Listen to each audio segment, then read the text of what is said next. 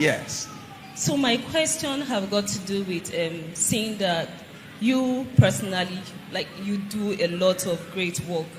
And thank you. It ranges from you studying, teaching, mentoring, and a whole lot. And personally, I can relate with your personality because I'm that kind of person that people tend to be free with. I'm always burdened. So right now I work as a community development facilitator. That's good. And I have started studying industrial psychology. Wow. Yes, so, and when I see how the structure of this church is, so I personally, sir, this is not my home church, but I always come here. Because most times I go to work, maybe in communities, and then I run back here in the afternoon for service before I go home. So I recharge here. Basically. Thank you. Yes. Most times I get burdened with a lot of dramas. I'm that kind of person. I believe I'm an influencer. I believe I'm light, and I attract people. I give people solace. I listen to people.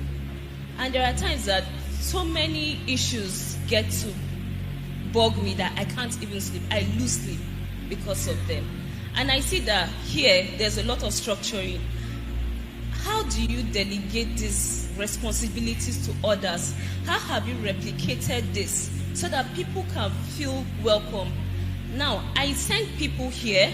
Sometimes I'll be like, I know if they enter here, the atmosphere tend to change because they are like, oh, they feel included. They've never been here. Oh, the word speaks to me. They've never been here.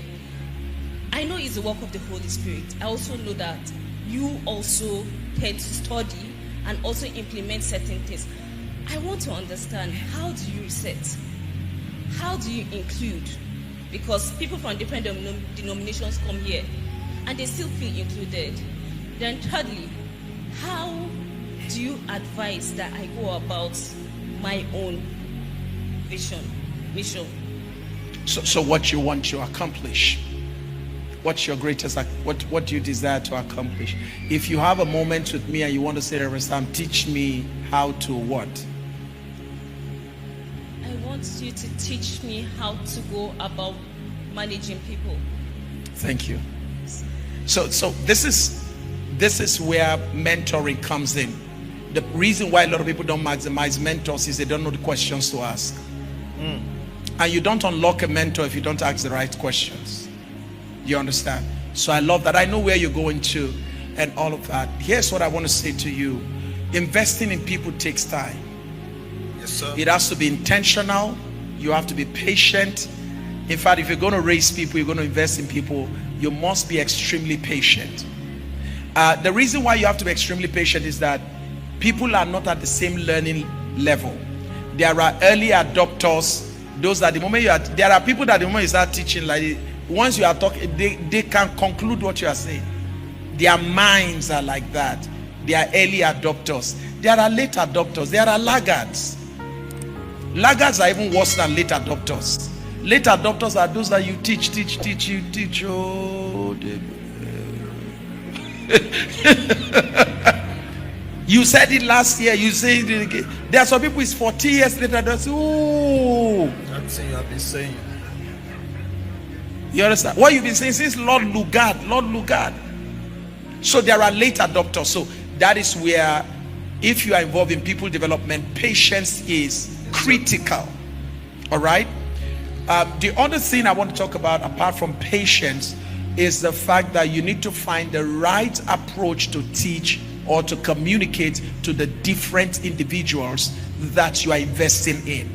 Pastor Sunday is here. Pastor Sunday, I don't spend too much time talking to Pastor Sunday. Pastor Sunday learns by instruction. I just simply say, please, sorry sir, I don't want this thing to be like this. That's all.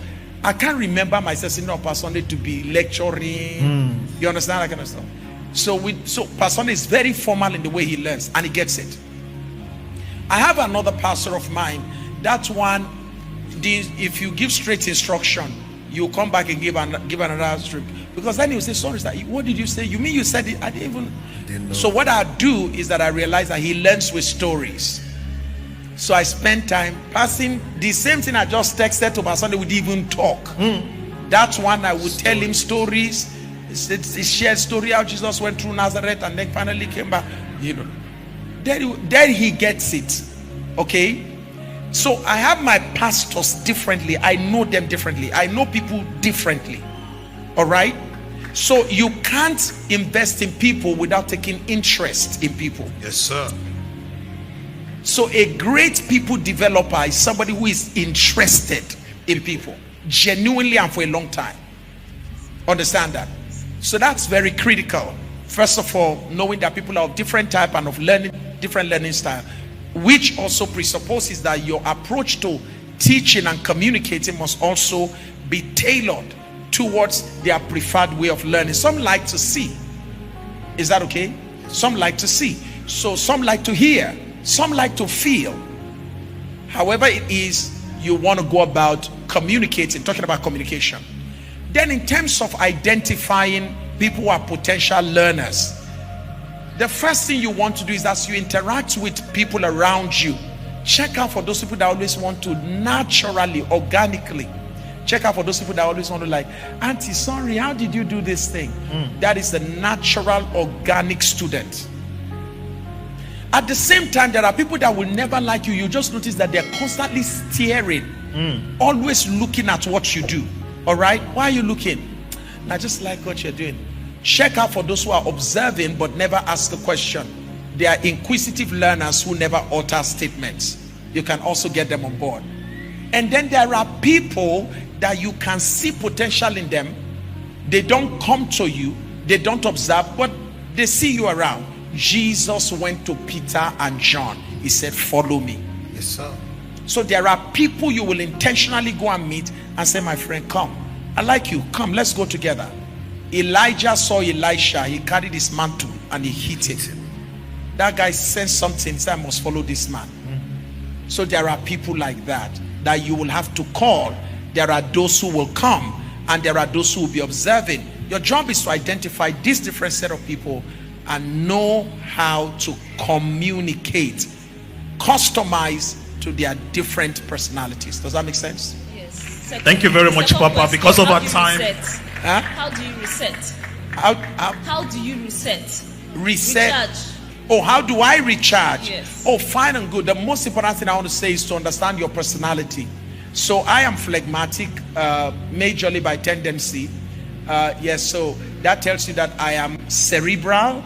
I burn a lot of energy through mental engagement. So I burn more calories than you who run all over the place. I'm deeply research oriented. I am I like to know. I hate ignorance with a passion. I hate to know that I don't know.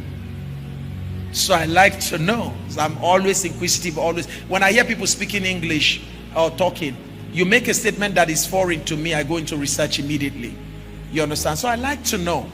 Now that burns a lot of energy. How do I unwind?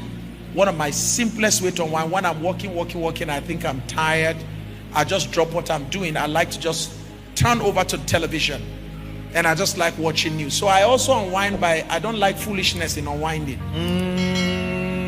Because again, I don't have time to waste. Yes, sir. So I won't sit down and be doing things that don't add value to me. So I'm either watching news, or if I'm going to watch a movie, I like to watch military related movies. Navy SEALs, commandos, NCIS. You know how NCIS in my head they walk. So but Izakaba no. Thank you very much.